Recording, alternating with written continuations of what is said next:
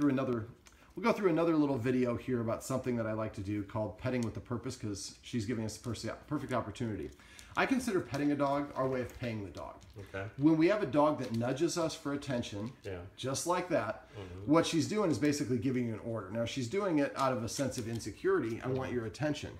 But still, she's telling us what to do. She's going to go. Now, if she tells us... Hailey. No.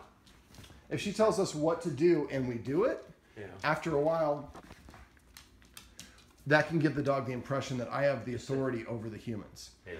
So... Sit. So I'm going to have you, okay, so let's not ask her to sit yet. I'm going to show you what to do. So anytime she nudges you or scratches at you, instead of petting her, which is what she's basically giving us an order to do, I instead give them a counter order, ask them to sit. Now I typically do it with holding my hand like this. Right. From her perspective, it looks like I have something in my hand. If I rock it up over her head, I can get her into a sit. Sit. And then I pet under the chin.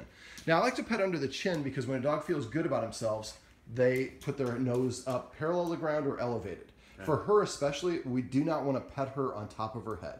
You can kind of caress her on top of her head, kind of with this motion, but we don't want to pat. Most dogs do not like that at all. But even if you're caressing her on top of the head, sometimes that creates a head nose down orientation, which is the sign of insecurity. So because she's already insecure, we want her to feel good. We pet her under her chin, facilitate that better body mechanic. Now, the other thing that it does is after a while, she learns to start carrying her nose up a little bit higher than she generally does. So the petting, now you can pet her on her butt if her head is across the room from you and her butt is nearby. But if you have the option, always pet her under her chin. So next time she nudges you, instead of petting her immediately, give her a counter order. To sit. Sit or lie down. Or come, but if she's nudging you, she's already there. So as soon as she sits, then we pet her and say sit. Now, at my workshops, I think the one that you came to, I was stressing how to do it. It's important to do it right away with good timing. I used to tell people 3 seconds, which is still pretty good. I just got done doing some research, and the behaviors that I was researching said the goal is really 1/3 of a second. So, the sooner you are, the more effective it is. And once you pass the 1 second mark, you really lose a lot of effectiveness of the positive association. So, as soon as she sits, and we pet her under her chin, and we say the word sit.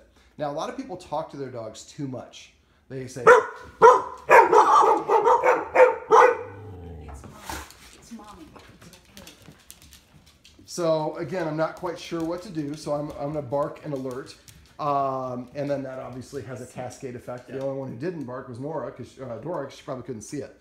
So, right here, she's licking and she's getting petted, but again, didn't really do anything.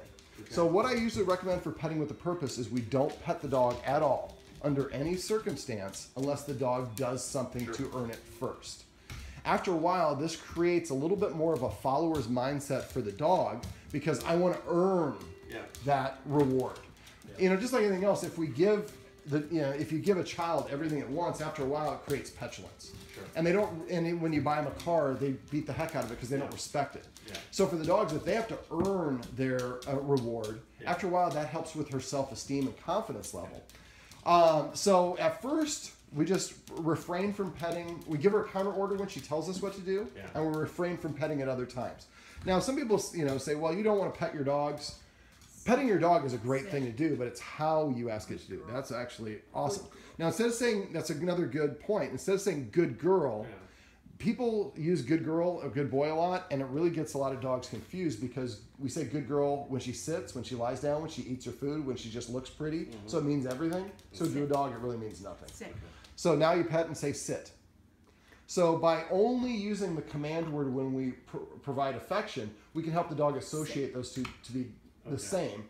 It also helps the dog feel, engage in those behaviors under more strenuous conditions. Actually, to sit here is pretty easy. If there's a marching band walking down the street, that's going to be much more difficult. But the more we practice in this easy setting, the easier it is for her to do it. Just like learning to drive. We learn to drive in a parking lot. So if we make a mistake, we can master the skill in an easy situation. So now a lot of people tell me, well, you can't talk to your dog. We can't do anything with our dogs, according to you. If you want to pet the dog and you want to have you're having a bad day and you want to vent to the dog, Like, I can't believe that woman did this and blah, blah, blah. Do that, but first ask the dog to sit, pet it while you say the word sit, and then after that, you can have the long conversation. You can vent about whatever you want to say. Can you believe Peggy brought him to the card game or whatever it is? And that's fine. Now, the last little part of this is I usually recommend that you incorporate kind of a watchword. So if you come into the room and you see your wife is petting the dog, and especially if the dog is standing and not sitting down, then what I usually recommend is saying the word paycheck. So you hear a paycheck, you immediately lift up your hands, you stop petting the dog, and you ask the dog to sit again. Even if you had asked the dog to sit before she came in, she just didn't see it.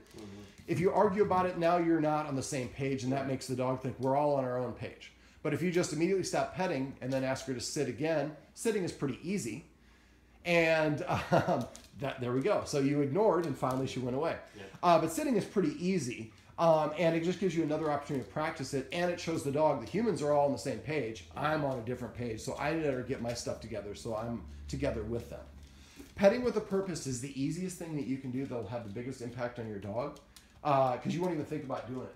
But it'll take you about a couple days to a week before you get in the habit of doing that. So that's petting with a purpose.